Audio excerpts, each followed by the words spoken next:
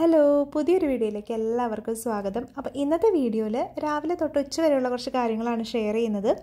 അപ്പോൾ രാവിലെ തന്നെ ഒന്ന് ഫ്രിഡ്ജ് ഒന്ന് ചെറുതായിട്ട് ക്ലീൻ ചെയ്തായിരുന്നു. അതും പിന്നെ ബ്രേക്ക്ഫാസ്റ്റ് ലഞ്ച് പ്രിപ്പറേഷൻസ്. അതിൻ്റെ കൂടെ നമ്മുടെ കിച്ചൻ്റെ കബോർഡിൽ ചെറിയൊരു റീഅറേഞ്ച്മെൻറ്റ് ചെയ്യുന്നുണ്ട്. അപ്പോൾ അത് ചെറുതായിട്ട് സ്റ്റാർട്ട് ചെയ്തിട്ടുണ്ട്.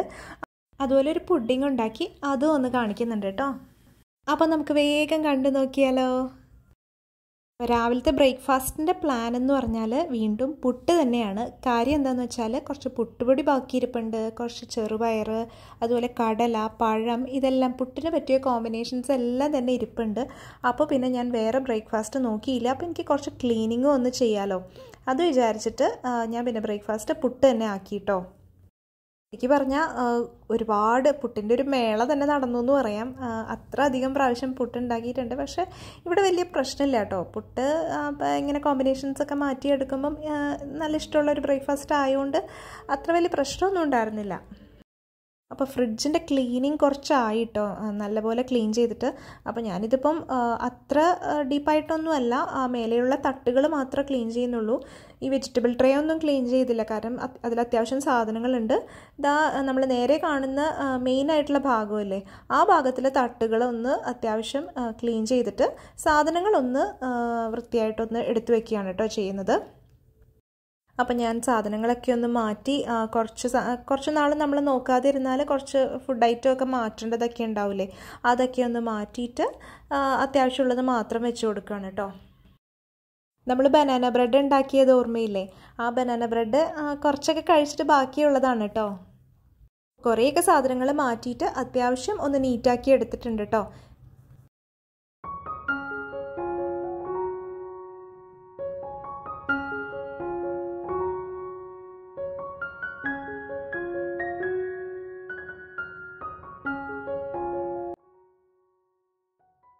അപ്പത്തിനടിക്കാൻ വേണ്ടിയിട്ട് പച്ചരി വെള്ളത്തിലിട്ട് വെച്ചിട്ടുണ്ട് കേട്ടോ. പലതരത്തിലുള്ള ലെഫ്റ്റ് ഓവേഴ്സ് ഇരിപ്പുണ്ട്. ഓട്സ് പുട്ട്, വെള്ളപ്പുട്ട് ഉണ്ടാക്കിയത്, അതുപോലെ പുട്ട് നനച്ചതിൻ്റെ ബാക്കി, അങ്ങനെ പല തരത്തിലുള്ള പുട്ട് ഉണ്ടാക്കിയെടുക്കാനുള്ള ഐറ്റംസ് നമ്മുടെ കയ്യിൽ ഇരിപ്പുണ്ട് കേട്ടോ. പിന്നെ കൂർക്ക ഇങ്ങനെ നന്നാക്കിയത് വെള്ളത്തിൽ തന്നെ ഇട്ടിട്ട് ഇങ്ങനെ വാങ്ങിക്കാൻ കിട്ടും കേട്ടോ. അപ്പോൾ അത് നല്ല എളുപ്പമല്ലേ. അപ്പോൾ അങ്ങനെ കിട്ടിയപ്പോൾ വാങ്ങിച്ചതുണ്ടായിരുന്നു. അപ്പോൾ ഞാൻ പെട്ടെന്ന് തന്നെ അത് വേവിക്കാൻ വെക്കാമെന്ന് വിചാരിച്ചു. അപ്പോൾ കൂർക്ക കുറച്ച് മഞ്ഞൾപ്പൊടിയും പച്ചമുളകൊക്കെ കീറിയിട്ട് ആവശ്യത്തിന് ഉപ്പും വെള്ളവും ഇട്ടിട്ട് അത് ജസ്റ്റ് ഒന്ന് വെന്തെടുക്കട്ടെ എന്ന് വെച്ചിട്ട് അങ്ങ് വേവിക്കാൻ വെക്കുകയാണ്. രാവിലെ കുറച്ച് സമയമുണ്ട്. അപ്പോൾ ഞാൻ കുറേ നാളായി ഈ കബോർഡ് ഒന്ന് റീഅറേഞ്ച് ചെയ്യണമെന്ന് വിചാരിക്കുന്നു. മെയിനായിട്ട് ഇപ്പോൾ പ്രശ്നം വന്നത് എന്താണെന്ന് വെച്ചാൽ, ഈ കബോർഡ് ശരിക്കും നമ്മൾ തുറന്നാൽ ശരിക്കും അങ്ങ് പൊങ്ങി നിൽക്കണം, എന്നിട്ട് സാധനങ്ങൾ എടുക്കണം. അപ്പോൾ അതിൻ്റെ ഇടയിലുള്ള ഹിഞ്ചിൻ്റെ ആക്ഷൻ പോയി. അപ്പോൾ പ്രശ്നം എന്താണെന്ന് വെച്ചാൽ, നമുക്ക് എന്തെങ്കിലും ഒരു സാധനം എടുക്കണമെങ്കിൽ നമ്മൾ ഒരു കൈ വെച്ച് പൊക്കി പിടിച്ചിട്ട് വേണം എടുക്കാൻ. അപ്പോൾ എനിക്കൊരു സാധനം എടുക്കണമെങ്കിലോ തിരിച്ചു വെക്കണമെങ്കിലോ നല്ല ബുദ്ധിമുട്ടാണ്. അപ്പോൾ ഞാൻ വിചാരിച്ചു തൽക്കാലം അത് ശരിയാക്കുന്നവരെ നമുക്ക് സാധനങ്ങളൊന്ന് റീഅറേഞ്ച് ചെയ്ത് കൗണ്ടർ ടോപ്പിൽ തന്നെ അത്യാവശ്യമുള്ളത് അറേഞ്ച് ചെയ്ത് വെക്കുകയാണെങ്കിൽ അത്ര ബുദ്ധിമുട്ടില്ലല്ലോ. കാരണം ഇപ്പോൾ എന്ന് പറഞ്ഞാൽ നമുക്ക് നല്ല ഹെവിയാണത്. അപ്പോൾ നമുക്ക് ഒരു കൈ വെച്ചത് പൊക്കി പിടിച്ചിട്ട് ഒരു കൈ വെച്ചിട്ട് വേണം. അപ്പോൾ എൻ്റെ കുറേ ഗ്ലാസ് കണ്ടെയ്നേഴ്സാണ്. അപ്പം 1-2 ഇപ്പോൾ പൊട്ടുകയും ചെയ്തു, നമ്മൾ പെട്ടെന്ന് എടുക്കുമ്പോൾ തട്ടി മറിഞ്ഞിട്ട്. അപ്പം ഞാൻ വിചാരിച്ചു ഒന്ന് ഏതെങ്കിലും രീതിയിലൊന്ന് മാറ്റി അറേഞ്ച് ചെയ്ത് നോക്കാൻ വേണ്ടി ട്രൈ ചെയ്യണം കേട്ടോ. പക്ഷേ അത് ശരിക്ക് വലിയ സക്സസ്ഫുള്ളായി വന്നില്ല. അപ്പം ഞാൻ വീണ്ടും ഇങ്ങനെ മാറ്റി മറിച്ചൊക്കെ പല രീതിയിൽ അറേഞ്ച് ചെയ്തൊക്കെ നോക്കുകയാണ്. അപ്പോൾ ഞാനിപ്പോൾ ചെയ്യുന്നത് കണ്ടില്ലേ, ഒരു വുഡൻ ട്രേ ഉണ്ട്, ഒരു വലിയ വുഡൻ ട്രേ ഉണ്ട്. അപ്പോൾ ഞാൻ അതിലോട്ട് സാധനങ്ങളൊക്കെ ഒന്ന് എടുത്ത്, ഏതായാലും ആ ഏരിയ ഒന്ന് കുറച്ചായി ക്ലീൻ ചെയ്തിട്ട്, അപ്പോൾ എല്ലാം എടുത്തങ്ങ് മാറ്റിയിട്ട് സംഭവം ഒന്ന് മാറ്റി നോക്കാമെന്ന് വിചാരിച്ചു. എൻ്റെ കയ്യിൽ ഇതുപോലെ കുറേ ഓർഗനൈസേഴ്സ് ഉണ്ട്. അപ്പോൾ ഞാൻ വിചാരിച്ചു അതൊന്ന് ഇങ്ങോട്ടൊക്കെ വെച്ച് അത് കൃത്യമായി ഒന്ന് അറേഞ്ച്ഡ് ആയിട്ട് ഇരുന്നാലും നമുക്ക് പിന്നെയും കുഴപ്പമില്ലല്ലോ. ഇതിപ്പോൾ അതിനകത്ത് പല രീതിയിൽ ബാക്കിലൊക്കെ സാധനങ്ങൾ ഇരിക്കുമ്പോൾ എടുക്കാനും ഒക്കെ നല്ല ബുദ്ധിമുട്ടുണ്ടായിരുന്നു. അപ്പോൾ ഞാൻ എന്തായാലും വിചാരിച്ചു ഒന്ന് മാറ്റി അറേഞ്ച് ചെയ്ത് നോക്കാം. അങ്ങനെ വിചാരിച്ച് സാധനങ്ങളൊക്കെ എടുത്ത് മാറ്റുകയാണ് കേട്ടോ. അപ്പോൾ സാധനങ്ങൾ അവിടെ നിന്ന് മാറ്റുന്ന പണി മാത്രമേ കഴിഞ്ഞിട്ടുള്ളൂ കേട്ടോ. രാവിലത്തെ ബ്രേക്ക്ഫാസ്റ്റ് ഒക്കെ കഴിഞ്ഞ് പിന്നെ തിരക്കുകളായി.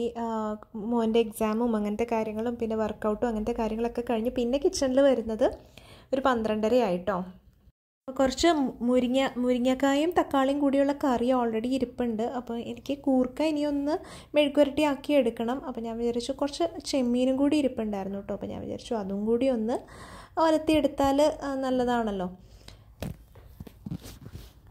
ബാക്കി ഇനി ലഞ്ചിൻ്റെ പരിപാടികൾ വേഗം തന്നെ പണികൾ തീർക്കണം. അപ്പോൾ അതിനായിട്ട് സ്പീഡിൽ പണികൾ ചെയ്ത് തീർക്കുകയാണ് കേട്ടോ.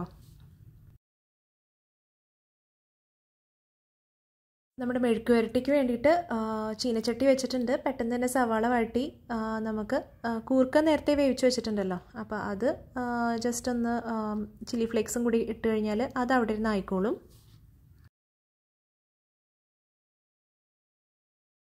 പിന്നെ വേഗം ചെമ്മീൻ ഒന്ന് ക്ലീൻ ചെയ്തെടുക്കുകയാണ്. അപ്പോൾ നേരത്തെ വാക്കിങ്ങിന് പോയപ്പോൾ ഇട്ട വാച്ച് മാറ്റാൻ സമയം കിട്ടിയില്ല കേട്ടോ. അതാണ് വാച്ചൊക്കെ കെട്ടി ചെമ്മീൻ നന്നാക്കിയതാണ് കേട്ടോ. എന്നാലും അതിൽ ജസ്റ്റ് ഒന്ന് ക്ലീൻ ചെയ്യാനുണ്ടായിരുന്നു. ഒന്ന് രണ്ടെണ്ണമൊക്കെ ചിലപ്പോൾ ഉണ്ടാവും. അപ്പോൾ അതൊന്ന് ജസ്റ്റ് ക്ലീൻ ചെയ്തെടുക്കുകയാണ്. അപ്പോൾ പെട്ടെന്ന് ഉള്ളൊരു തട്ടിക്കൂട്ട് ചെമ്മീൻ റോസ്റ്റാണ്. ജസ്റ്റ് ചെമ്മീൻ കുറച്ച് വെള്ളമൊഴിച്ച് വേവിക്കാൻ വെക്കും. അതിനകത്തോട്ട് എല്ലാം തന്നെ ആഡ് ചെയ്യും. ഉപ്പ്, മഞ്ഞൾപ്പൊടി, മുളക് പൊടി, പിന്നെ കുറച്ച് സവാള, പിന്നെ ജിഞ്ചർ ഗാർലിക് പേസ്റ്റ് ഉണ്ട്, അത് ആഡ് ചെയ്തു. പച്ചമുളക്, തക്കാളി, വേപ്പില, അങ്ങനെ ചേരേണ്ട സാധനങ്ങളെല്ലാം ആഡ് ചെയ്തിട്ട് കുറച്ച് എണ്ണയും കൂടി ഒഴിച്ചിട്ട് ഈ വെള്ളം വറ്റി വരുമ്പോഴത്തേനും അതാവുമല്ലോ. പിന്നെ ഒന്ന് മൊരിയിച്ചെടുത്താൽ നമ്മുടെ ചെമ്മീൻ റോസ്റ്റ് റെഡിയായി. അപ്പം നമ്മൾക്ക് പണിയൊന്നുമില്ല, സാധനങ്ങൾ പാനിലോട്ട് ആഡ് ചെയ്ത് കൊടുത്താൽ മതി. ഇവിടെ കണ്ടെയ്നേഴ്സ് എല്ലാം തന്നെ ഇവിടെ സൈഡിൽ ഇരിപ്പുണ്ട് കേട്ടോ. അപ്പോൾ ഞാനിവിടെ സൈഡിൽ അത്യാവശ്യമുള്ള ഐറ്റംസ് ഇതാ ഒരു ട്രേയിൽ വെച്ചിട്ടുണ്ട്. അപ്പോൾ ഇങ്ങനെയാണ് ഇപ്പോൾ അറേഞ്ച്മെൻറ്റ്സ്.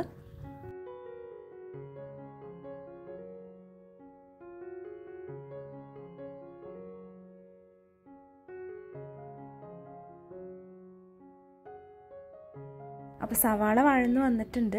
അപ്പോഴത്തേനും നമ്മുടെ തരിമുളകൊക്കെ ആഡ് ചെയ്തു. അപ്പുറത്ത് ചെമ്മീൻ റെഡി ആവുന്നുണ്ട്.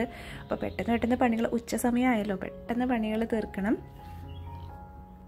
അപ്പോൾ കൂർക്ക രാവിലെ വേവിച്ച് വെച്ചുകൊണ്ട് ആ പണിയില്ല. അപ്പോൾ നമുക്ക് കൂർക്ക ജസ്റ്റ് അതിനകത്തോട്ട് ആഡ് ചെയ്ത് വെള്ളമൊക്കെ വറ്റിച്ച് ഇച്ചിരി ഒന്ന് മൊരിയിച്ചെടുത്താൽ മതിയല്ലോ. പിന്നെന്താ, അപ്പോൾ മെഴുക്കുവരട്ടി റെഡി ആയിട്ടുണ്ട്, ചെമ്മീൻ റോസ്റ്റ് റെഡി ആയിട്ടുണ്ട്, ചോറ് വാർത്ത് വെച്ചിട്ടുണ്ട്. ഇതാണ് നമ്മുടെ കറി, മുരിങ്ങക്കായും തക്കാളിയും കൂടിയുള്ളത്. അപ്പോൾ അതൊന്ന് ചൂടാക്കി എടുക്കണം. എനിക്ക് ഉച്ചയ്ക്ക് ചപ്പാത്തി ആയതുകൊണ്ട് ചപ്പാത്തി ചുട്ടെടുക്കണം. അപ്പോൾ കറി ചൂടാക്കി വന്നപ്പോൾ ചാറ് ഇച്ചിരി ഒന്ന് വറ്റിയ പോലെ, പക്ഷേ നല്ല ടേസ്റ്റൊക്കെ ഉണ്ടായിരുന്നു കേട്ടോ. അപ്പോൾ വേഗം ചപ്പാത്തി ചുട്ടെടുക്കുക. 2 ചപ്പാത്തിയാണ് കേട്ടോ കഴിക്കാറ്. അപ്പോൾ എൻ്റെ പ്ലേറ്റ് കാണിച്ചു തരാം. ചപ്പാത്തി, മുരിങ്ങക്കായ, കൂർക്ക, പിന്നെ എഗ് വൈറ്റ് ഓംലെറ്റ്. ഇങ്ങനെ ഊണൊക്കെ കഴിഞ്ഞു. അപ്പം പാത്രങ്ങളൊക്കെ കഴുകാൻ കിടപ്പുണ്ട് കേട്ടോ. പക്ഷെ ആ സമയത്താണ് ഒരു പുഡിംഗ് ഉണ്ടാക്കാമെന്ന് വിചാരിച്ചത്. ചൈനാഗ്രാസ് പുഡിംഗ് ആണ് കേട്ടോ ഉണ്ടാക്കുന്നത്. സാധാരണ നമുക്കിങ്ങനെ സ്ട്രാൻഡ്സ് ആയിട്ടല്ലേ കിട്ടുന്നത്, ഇത് പൗഡറായിട്ട് കിട്ടി കേട്ടോ. അപ്പോൾ ഞാൻ വിചാരിച്ചു അത് വെച്ചിട്ടൊന്ന് എന്തായാലും ചെയ്ത് നോക്കാം. പാല് എക്സ്ട്രാ ഇരിപ്പുണ്ട്. അപ്പോൾ അതുണ്ടാക്കാനുള്ള പ്രോഗ്രാമാണ് കേട്ടോ. അപ്പോൾ ഇത് 10 ഗ്രാമിൻ്റെ പാക്കറ്റാണ്. നമുക്ക് സാധാരണ കിട്ടുന്നതും 10 ഗ്രാമിൻ്റെ തന്നെ ആയിരിക്കുമല്ലോ. അപ്പോൾ അതിൽ ഇൻസ്ട്രക്ഷൻസിൽ എഴുതിയേക്കുന്നത് 7 to 8 ഗ്രാംസ് എടുക്കാനാണ് കേട്ടോ. സാധാരണ നമുക്ക് 10 ഗ്രാമിൻ്റെ 1 ലിറ്ററിന് ഞാൻ 10 ഗ്രാം വെച്ചിട്ട് തന്നെയാണ് ചെയ്യൽ. അപ്പോൾ ഞാൻ ഇപ്രാവശ്യം ശരിക്ക് 10 ഗ്രാം മുഴുവൻ പിന്നെ ആ ഒരു 2-3 ഗ്രാംസൊക്കെ അവിടെ ഇരിക്കേണ്ടതെന്ന് വെച്ചിട്ട് ഞാനതങ്ങ് എടുക്കുകയും ചെയ്തു. പക്ഷേ ശരിക്ക് കുറച്ച് കുറവ് മാറ്റേണ്ടതായിരുന്നു. കാരണം ഒരു പൊടിക്ക് കട്ടിയില്ല, ഭയങ്കര സോഫ്റ്റായിട്ടുള്ള പുഡിങ്ങിൻ്റെ ടെക്സ്ചറിൽ നിന്ന് ഇച്ചിരി കൂടി കട്ടിയായിട്ട് വന്ന പോലെ എനിക്ക് തോന്നിയപ്പോൾ ഇനി ചെയ്യുമ്പോൾ എന്തായാലും ഞാൻ ഒരു 6 to 7 ഗ്രാംസ് വരുന്ന രീതിയിൽ എടുത്തിട്ട് ചെയ്യണം എന്നാണ് വിചാരിക്കുന്നത്. ഇതിൻ്റെ റെസിപ്പി ഞാൻ പെട്ടെന്നൊന്ന് പറഞ്ഞു പോവാം. അതായത് നമ്മുടെ ചൈനാഗ്രാസ് ഇപ്പോൾ 6 to 7 ഗ്രാംസ് എടുത്തില്ലേ, അത് കുറച്ച് വെള്ളത്തിൽ, അത് ജസ്റ്റ് സോക്ക് ചെയ്യാൻ ആവശ്യമുള്ള വെള്ളത്തിലൊന്ന് സോക്ക് ചെയ്ത് വെക്കുക. പിന്നെ അപ്പോഴത്തേനും നമ്മൾ അതിനുവേണ്ടി 1 ലിറ്റർ പാലാണ്, 1 ലിറ്റർ പാല് തിളപ്പിക്കുക. സാധാരണ നമ്മൾ ചൈനാഗ്രാസ് ചെയ്യുമ്പോൾ സ്ട്രാൻഡ്സ് ആയതുകൊണ്ട് അത് കുറച്ച് അധികം സമയം വെള്ളത്തിൽ നമ്മൾ സോക്ക് ചെയ്ത് വെച്ചാൽ അത് അലിഞ്ഞു വരും. അതിന് ശേഷമാണ് നമ്മളിങ്ങനെ പാലിൽ കുറുക്കിയെടുക്കാൻ യൂസ് ചെയ്യുന്നത്. അപ്പോൾ ഇത് പൗഡർ ഫോം ആയതുകൊണ്ട് പെട്ടെന്ന് തന്നെ അലിയുന്നതായിട്ട് ഫീൽ ചെയ്തിരുന്നു. പിന്നെ ഞാനിവിടെ കണ്ടൻസ്ഡ് മിൽക്കാണ് കേട്ടോ യൂസ് ചെയ്യുന്നത്. അപ്പോൾ ഇത് കുറച്ച് അധികം ഉണ്ട്. സാധാരണ ആ ചെറിയ ടിന്നില്ലേ, അതാവുമ്പോൾ നമുക്കൊരു ബോട്ടിൽ ഒഴിക്കുകയാണെങ്കിൽ അത് കറക്റ്റായിരിക്കും. അപ്പോൾ ഇതിപ്പോൾ ഇതിൻ്റെ പകുതി ആവശ്യമുള്ളൂ. ഈ കണ്ടൻസ്ഡ് മിൽക്കിൻ്റെ ടിൻ പൊട്ടിക്കുമ്പോൾ കറക്റ്റായിട്ട് നിങ്ങൾക്ക് അത് പുള്ള് ചെയ്ത് പോരാറുണ്ടോ? ഞാൻ ചെയ്യുമ്പോൾ ചില സമയത്ത് എനിക്കത് കിട്ടും, ചില സമയത്ത് അതിൻ്റെ കൊളുത്ത് പൊട്ടിപ്പോവും. പിന്നെ ഞാനൊരു കത്തി വെച്ചിട്ട് കുത്തിയിട്ട് എടുക്കുക ചെയ്യുക. അത് കറക്റ്റായിട്ട് ഏതോ രീതിയിൽ പുള്ള് ചെയ്താലാണത് ഓപ്പണായി കിട്ടുള്ളൂ.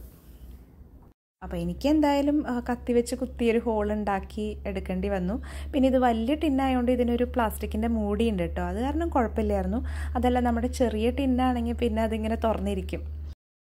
അപ്പോൾ ആവശ്യത്തിന് മധുരം ഞാൻ കണ്ടൻസ്ഡ് മിൽക്ക് വെച്ചിട്ടാണ് കൊടുത്തേക്കുന്നത്.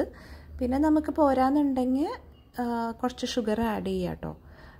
ശരിക്കും പറഞ്ഞാൽ ആ ചെറിയൊരു കുപ്പിയുടെ മധുരം കറക്റ്റായിരിക്കും. പക്ഷെ മധുരം ചിലർക്ക് ഡെസേർട്ട്സിന് മധുരം കൂടുതൽ വേണം. എനിക്ക് ഇച്ചിരി താഴ്ന്നു നിൽക്കുന്നതാണ് ഇഷ്ടം. അപ്പോൾ അങ്ങനെ ഉണ്ടെങ്കിൽ കുറച്ച് എക്സ്ട്രാ ഷുഗറോ അല്ലെങ്കിൽ മിൽക്ക് മെയ്ഡ് തന്നെ പാകത്തിന് ചേർത്തെടുക്കുക ചെയ്യാം. അപ്പോൾ നമ്മൾ സോക്ക് ചെയ്ത് വെച്ച ചൈനാഗ്രാസ് അരിച്ച് ചേർക്കണം കേട്ടോ. അല്ലാതെ നേരെ അങ്ങ് കൊണ്ടുപോയി ഒഴിക്കരുത്. അത് നമ്മൾ സ്ട്രാൻഡ്സ് ആണ് ഉപയോഗിക്കുന്നതെങ്കിലും അത് നമ്മൾ അരിച്ച് അത് നല്ലപോലെ അലിഞ്ഞതിന് ശേഷം അരിച്ച് തന്നെ ചേർക്കുക. എന്നിട്ട് ബാക്കി വരുന്നത് നമ്മൾ ഉപയോഗിക്കാതിരിക്കുക നല്ലത്. പിന്നെ വലിയ പണിയൊന്നുമില്ല. കുറച്ച് നേരം നല്ലപോലെ ഒന്ന് കുറുക്കിയെടുക്കുക. ഒരുപാടല്ല, നമ്മൾ സോക്ക് ചെയ്യാൻ ഉപയോഗിച്ച ആ വെള്ളമില്ലേ, ആ വെള്ളം വറ്റാൻ ഒരു ടൈം ഉണ്ടാവില്ലേ, ആ ഒരു ടൈം വരെ ഇതൊന്ന് കുറുക്കിയെടുക്കുക. അതായത് നമ്മൾ ആഡ് ചെയ്ത എക്സ്ട്രാ വെള്ളം മാറി അത് ആ പാല് തന്നെ ഉള്ള ആ ഒരു അത്രയും, അല്ലാതെ ഒരുപാട് കുറുക്കിയൊന്നും എടുക്കണ്ട. ചൈനാഗ്രാസ് വെച്ചിട്ട് തന്നെ ഇത് സെറ്റ് ആയിക്കോളും. അപ്പോൾ ഞാനത് ഒരു പുഡിംഗ് ട്രേയിലോട്ട് മാറ്റി. ഇനിയിപ്പോൾ ചൂടാറിയതിന് ശേഷം നമ്മളെടുത്ത് ഫ്രിഡ്ജിലോട്ട്, ചൂടാറുമ്പോൾ തന്നെ ഇത് സെറ്റാവും കേട്ടോ. ഞാൻ പയ്യെ ഒന്ന് മൂടി വയ്ക്കുകയാണ്. ചെറിയൊരു ഹോള് കൊടുത്തിട്ട് ആവി ഒന്ന് പോകാൻ വേണ്ടിയിട്ട് സൈഡിൽ ഒരു സ്ഥലം കൊടുത്തിട്ട് ഒന്ന് മൂടി വയ്ക്കുകയാണ്. അപ്പോൾ ഇഷ്ടംപോലെ പാത്രം കിടപ്പുണ്ട്. പുഡിങ്ങൊക്കെ സെറ്റായി. പക്ഷെ നമുക്കിനി ക്ലീനിങ്ങിൻ്റെ കാര്യങ്ങളും എല്ലാം കിടപ്പുണ്ട്. അപ്പോൾ അത്യാവശ്യം നല്ല മടി വന്നു തുടങ്ങിയിട്ടുണ്ട്. അപ്പോൾ അങ്ങനെയുള്ളപ്പോൾ എങ്ങനെയാണ് നമ്മൾ സ്വയം മോട്ടിവേറ്റഡ് ആയിട്ട് എങ്ങനെ ആ പണികളൊക്കെ ഫിനിഷ് ചെയ്യാന്നുള്ളത് അടുത്ത വ്ളോഗിൽ കാണിക്കാം കേട്ടോ. അതുപോലെ പുഡിങ് സെറ്റായത് കണ്ടില്ലല്ലോ. അപ്പോൾ അടുത്ത വ്ളോഗിൽ ഇതെല്ലാം കാണിക്കാം. ബാക്കി വിശേഷങ്ങളുമായിട്ട് അടുത്ത വെള്ളിയാഴ്ച കാണാം. അതുവരേക്കും ബൈ.